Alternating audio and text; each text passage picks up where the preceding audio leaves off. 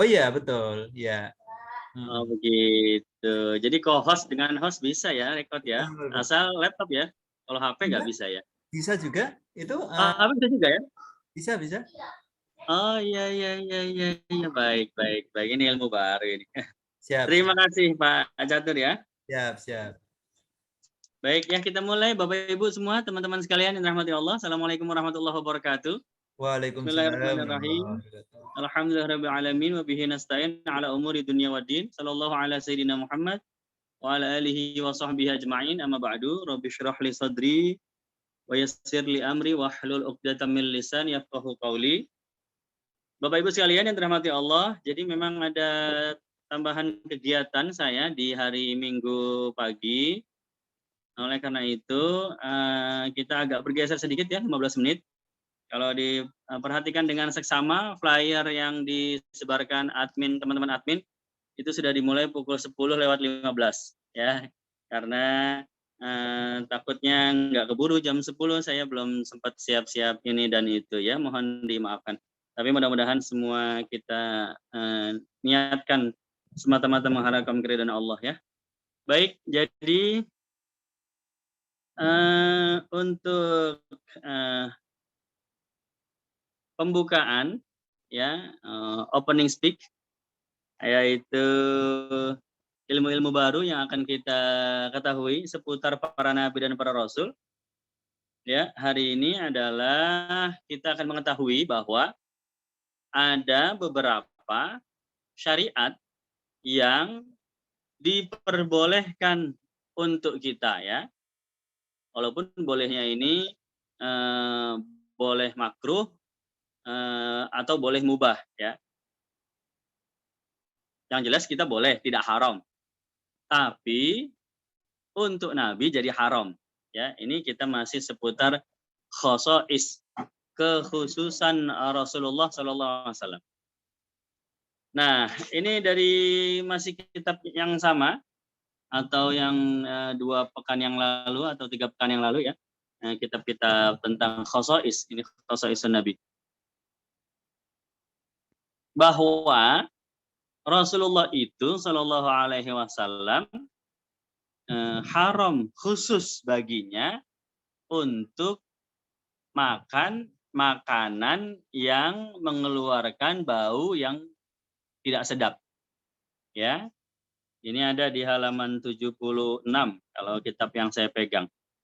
Ya, karena Shallallahu Alaihi Wasallam la yakul al-basal wa thaum wal kiras wa ma lahu raihah katsirah. Raihah karihah ya.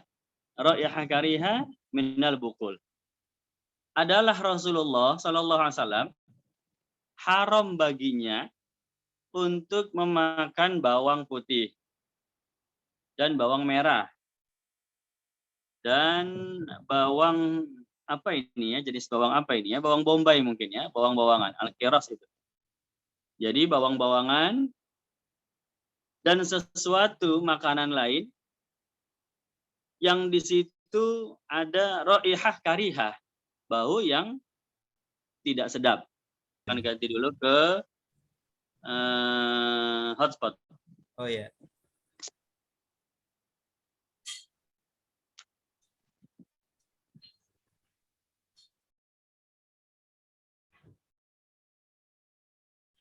Atau mungkin gabung dengan beberapa device.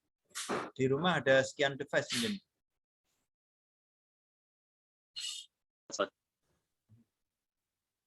Baik ya, teman-teman kita lanjutkan kembali. Siap. Jadi Rasulullah itu diharamkan untuk makan sayur-sayuran yang mengandung bau tidak sedap. Ya mungkin kalau di negeri kita jengkol, pete, ya. Tapi di dalam sirah Nabi itu contohnya adalah bawang merah, bawang putih, bawang bombay, ya. Ini dari hadis, ya. Sayyidina Jabir meriwayatkan bahwa satu ketika ada Nabi SAW sedang makan bersama sahabat, kemudian Nabi minta tolong mengambilkan makanan yang jauh ya, kemudian diambilkan oleh sahabat. Begitu didekatkan oleh sahabat, falamma ra'ahu karaha akalaha. Ya, ketika Nabi melihat, oh ada bawang, nggak jadi makan. Ya, begitu. Kemudian kata Nabi, kul fa inni unaji man la tunaji. Kalau kalian boleh makan aja, nggak apa-apa. Ya, ya jadi Nabi melihat ada bawang, Nabi nggak makan.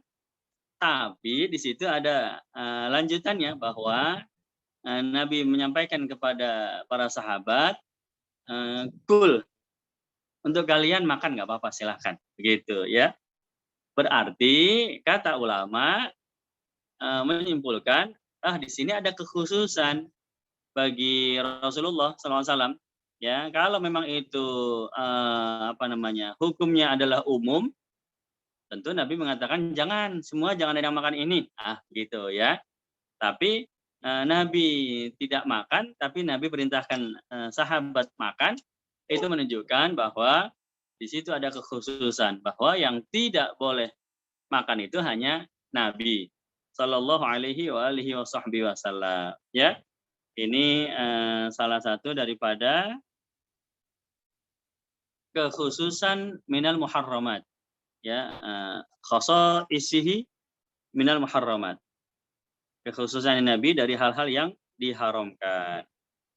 Itu Nabi tidak makan sayur-sayuran yang mengandung bau.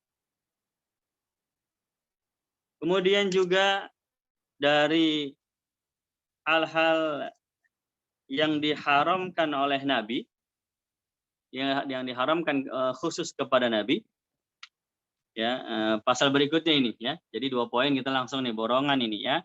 Yang buat kita boleh, buat Nabi itu haram, yaitu al-khat wasyair.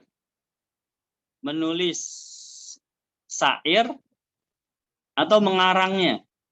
Mengarang syair ya. Kalau mengarang berarti orang lain yang menuliskannya ya, Nabi hanya mengarang. Atau Nabi yang menulis, ya, beliau mengarang dan beliau tulis langsung. Dan memang Nabi tidak bisa menulis ya. Begitu. Jadi syair itu hukumnya haram untuk Nabi, ya. Kalau untuk kita boleh, bahkan bagus, ya. Seandainya syair tersebut bisa membantu dalam hal belajar. Dalam hal belajar bisa lebih cepat menghafal. Maka ulama-ulama itu kan banyak mengarang syair untuk kitab-kitabnya. Ya, kitab Nahwu, ada Alfiyah Ibnu Malik. Ya, kitab itu kan syair bentuknya. Kitab akidah, tauhid ya, ada Aqidatul Awam. Itu kan syair bentuknya ya. Untuk kitab sirah ada Burdah, ya, Al-Imam Busiri itu syair juga. Jadi untuk kita, untuk orang biasa, syair itu justru bagus, bisa membantu para thalabul ilm untuk menghafalkan kaidah-kaidah dalam ilmu-ilmu agama. Ya, tapi sebaliknya untuk Nabi tidak boleh Nabi mengarang syair. Syair itu adalah kalimat yang akhir katanya itu berakhiran intonasi yang sama, ya. Gitu. Contohnya kalau di kitab Aqidatul Awam ya, abda'u bismillahi warrahmani wabirrahimi daimil ihsani, ya kan, ada ni semua belakangnya. Ya, alhamdulillahil qadimil awwali wal akhiril baqi bila tahawuli, itu li semua ya. Nah, itu syair itu namanya. Nabi tidak boleh. Ya, dalilnya dari mana? Dari Al-Ankabut ayat 48.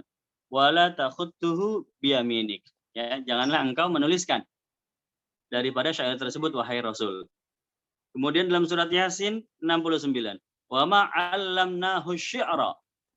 Ya, dan kami kata Allah sekali-kali tidaklah mengajarkan kepada baginda Nabi untuk menguasai ilmu syair. Ya, jadi Nabi tidak boleh membuat syair atau menuliskan syair, tidak boleh. Ya, begitu. Dan ada hikmahnya juga. Apa hikmahnya? Agar kalau tadi makanan yang memiliki bau tidak sedap, itu hikmahnya karena bau tidak sedap yang keluar dari mulut seseorang yang disebabkan makanan, ya, itu dijauhi oleh malaikat rahmat. Oleh karena itu, Nabi mengharamkan dirinya agar malaikat jangan sampai menjauh darinya gitu ya. Seorang nabi, seorang rasul, masa iya dijauhi sama malaikat, kan begitu ya.